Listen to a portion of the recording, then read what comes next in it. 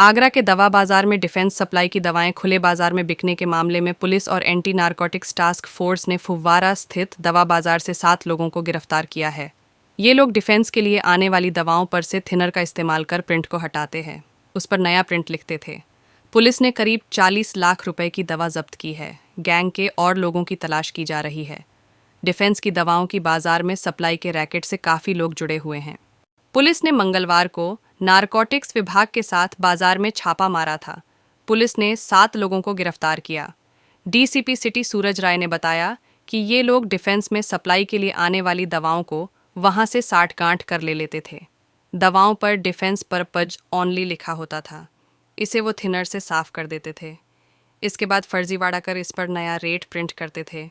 बाद में इसे लोकल मार्केट में सप्लाई करते थे।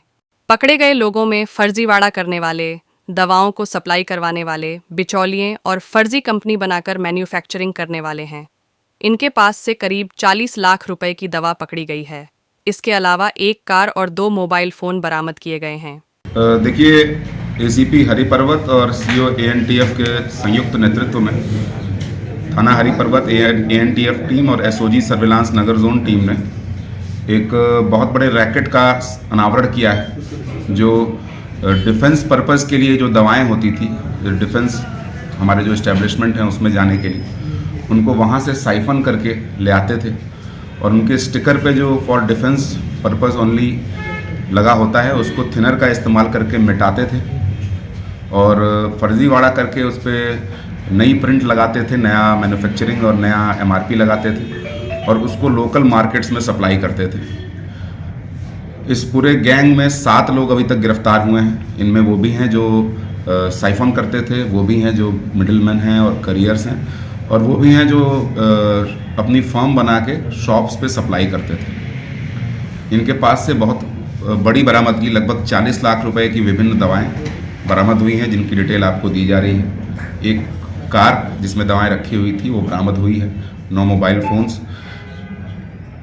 इनके स्टिकर से मिटाए जाने वाला जो थिनर है वो भी बरामद हुआ है और बहुत सारी खाली दवाओं की डब्बी और खाली दवाओं की जो स्ट्रिप होती है वो भी बरामद हुई है। और इन सभी को अभियोग पंजीकृत करके माननीय न्यायालय के समक्ष प्रस्तुत किया जा रहा है। इन 7 लोगों के अलावा जो हमारी पूछताछ में सामने आया है, अन्य भी बहुत सारे लोग इस दवा मार्केट और सप्लाई चेन के हैं जो इसमें इन्वॉल्व हैं और केवल आगरा में ही नहीं, पूरी बाहर के भी विभिन्न जो दवा मार्केट है उसमें इन दवाइयों को सस्ते रेट पे बेच के और अवैध धनार्जन करते हैं। और जैसे विवेचना आगे बढ़ेगी इन सभी लोग को अकाउंट फॉर किया जाएगा। और क्योंकि ये अभी तक की जो हमारी पूछताछ और अभी तक की जो हमारी कार्रवाई है उसमें ये फिट केस है गैंगस्टर एक्ट का, इन सभी के ऊपर गैंगस्टर एक्ट का मुकदमा पंजीकृत कराया जाएगा। इनकी अवैध संपत्तियों को बहुत जल्दी 14(1) थाना गैंगस्टर एक्ट के अंतर्गत कुर्क कराया जाएगा। इसका जो गैंग लीडर है वो कौन निकल के आया सर अभी तक की जांच में कैसे? देखिए, आगरा में एक फरहान नाम का व्यक्ति है, एक ग्वालियर का रहने वाला महेंद्र नाम का व्यक्ति है, ये और एक नीरज नाम का व्यक्ति है। ये 3 अभी तक जो हमारे सामने आए हैं वो इस गैंग के बड़े प्लेयर्स हैं। अन्य भी कुछ नाम हैं जिनकी डिटेल्स अभी हम आपको नहीं दे रहे हैं, उनकी गोपनीयता रखते हुए, और उनके खिलाफ जब कार्रवाई होगी तो आपको सूचित किया जाएगा। इंटरस्टेट सप्लाई भी करते थे मेडिसिन की? देखिए, दिल्ली और राजस्थान और अन्य राज्यों में भी सप्लाई करने की बात पूछताछ में सामने आई है और इसकी और जो डिटेल होगी वो आपको दी जाएगी। ये डमी फर्मों से सप्लाई हो रही थी, पूरी यहाँ बिलिंग होती है। जो इनकी प्रेजेंट की फर्म है, क्या उनकी भी अकाउंट्स वगैरह चेक होंगे? कहीं उनसे एनआरएस कैटेगरी वाली दवाइयाँ तो सप्लाई नहीं हो रही, या इनका कितना अब तक ट्रांजेक्शन हुए हैं? जी देखिए, इस विवेचना में जितने भी रेलेवेंट फैक्ट्स हैं सबको एग्जामिन किया जाएगा।